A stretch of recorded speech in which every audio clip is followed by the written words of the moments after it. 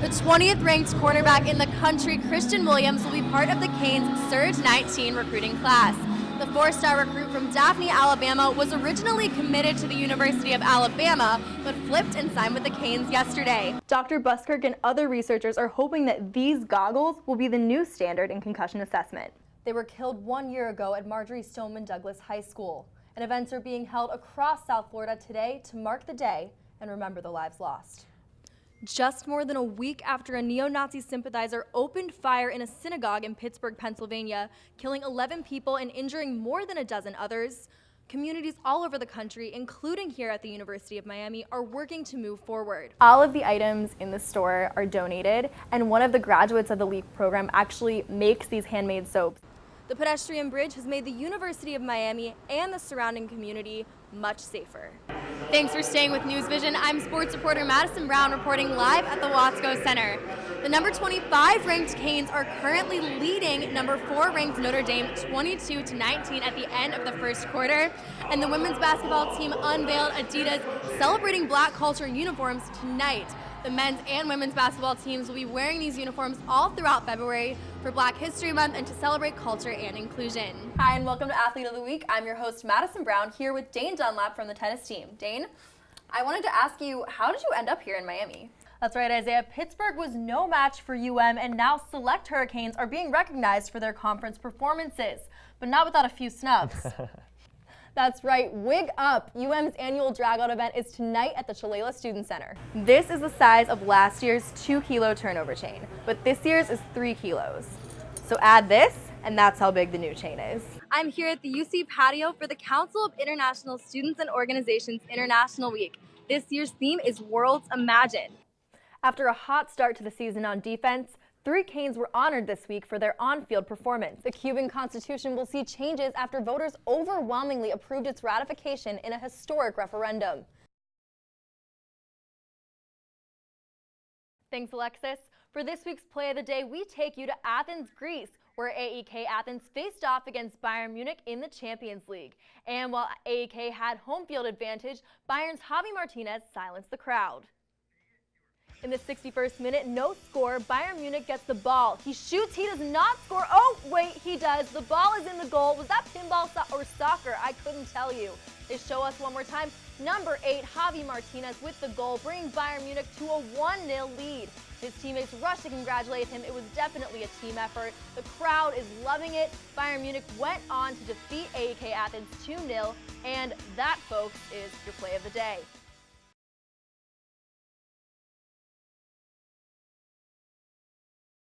This as the man accused of opening fire in that synagogue appears in court. Good evening and welcome to News Vision. I'm Madison Brown. And I'm Trayvon Howard. Thank you guys for joining us tonight. That ceremony was one of many across the country, showing solidarity and honoring the victims. They all had the same message: we are stronger than hate.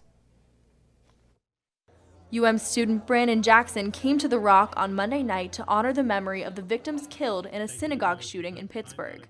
And he was not alone.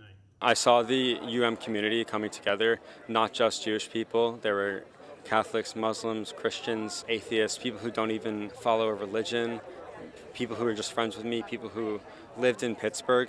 You saw anyone who cared tonight, and that's all I could ever ask for. Hundreds of UM students, faculty, and community members joined Brandon for a candlelight vigil organized by University of Miami Hillel. As a leader of the Jewish community in Miami, and specifically at the University of Miami Hillel, it's my responsibility to work with my colleagues, partners, and friends to mobilize this community. People from all backgrounds and faiths came to show their support. Today, we are all citizens of Pittsburgh. My grandfather is a Holocaust survivor, and I felt it was my moral duty, my moral obligation, my moral responsibility to act upon the hatred. And so together as a community, we've worked tirelessly over the weekend to ensure that those lives lost on Saturday are forever commemorated and never forgotten. A 97-year-old was one of the victims of the shooting, along with a former youth baseball coach, an accountant, a husband and wife, a doctor, a father, a retired research specialist, a dentist, and 2 brothers. Light up those lights. One student says she feels a personal connection to the tragedy because of her Jewish faith. It's unfortunate that these events are happening so frequently now, but when it affects a community that you're directly a part of, it's even more jarring, and as devastating as it is anyway, it becomes personal. Hillel Rabbi Lyle Rothman says the Jewish community is not the only group affected by this hate crime, and the only thing to do moving forward is just that, to move forward. This is a tragedy that affects the Jewish community, but it's an anti-Semitic crime that affects humanity. And so we have to move forward together. We have to mobilize. We have to make sure that we are here for each other, that we are comforting each other, but we have to make sure that this campus and this world is a safe space, and we're going to do that by doing it together. And to help the community move forward, Hillel will host Father Patrick Dubois, a human rights activist and leading advocate in combating anti-Semitism, on Monday, November 5th at 7 p.m. All of this happening as the man accused of killing 11 people in the Pittsburgh synagogue appeared in court today. Thanks, guys. The University of Miami Sports Medicine Institute is changing the game for athletes in South Florida high schools, and the schools are doing their part to keep players safe. This football practice is different from a game for one main reason. The players don't tackle during practice. Head coach of the American Heritage High School football team and former NFL player Pat Surtain says the tackle-free method is called thudding. I know a lot of concussions are caused from helmet to helmet, but also a lot of concussions are caused from the head hitting the turf. So we try to keep guys up, use our shoulder pads, eyes up. I figure that's the best way to practice, and it keeps guys healthy throughout the season. Coach Surtain and the head athletic trainer Frank Milan take safety seriously. If they suspect a player might have a concussion, they pull them out of play for a SCAT-5 test. SCAT-5 stands for Sports Concussion Assessment Tool. Can you process new information by creating new memory or remembering things like what are the months of the year prior to? And then some things are observed. Does the athlete appear to be off balance, or do they seem to be slurring their speech? After using SCAT-5 to determine if the player may have a concussion, the trainer performs the impact test post-injury. It's a computerized assessment test. It's been around for years. It's been developed as kind of the gold standard for more definitive assessment of the concussion. Each player undergoes a pre-injury test at the beginning of the season, and then a comparison is made to determine what changes occurred from the injury. The player is then referred to a medical professional for formal assessment and testing procedures. The impact test has some limitations because of its reliance on an accurate preseason baseline test. Dr. Jillian Hotz from the University of Miami Sports Medicine Institute heads a clinic for all trainers at Miami-Dade Public Schools to refer their injured athletes. Jim Buskirk, a physical therapist and exercise physiologist, works with Dr. Hotz and has been studying concussions and working towards a better way to identify them for more than 30 years. Dr. Buskirk and other researchers are hoping that these goggles will be the new standard in concussion assessment. We've found that eye tracking technology is something that can give you very, very sensitive and specific results without false positives or false negatives of about 95%. And that's really, really good. In medical, I'll take that all day long. The eye-tracking goggles could change the game for concussion detection and keep athletes safe. The new technology could be heading to sidelines soon. And speaking of the sidelines, after the break, our head-to-head crew discusses whether or not #FireMarkRicht should become a reality. A few shows back, I took a look at the steps high school coaches are taking to help prevent concussions. We also looked at the new technology being developed for concussion testing. This week, I'll give you a more in-depth look at that technology and what it means for sports. Test complete. Chris Harris is a lifelong athlete who played in the NFL briefly for the Baltimore Ravens. He came to UHealth to participate in a research study that identifies brain damage as a result of concussions by using eye-tracking technology.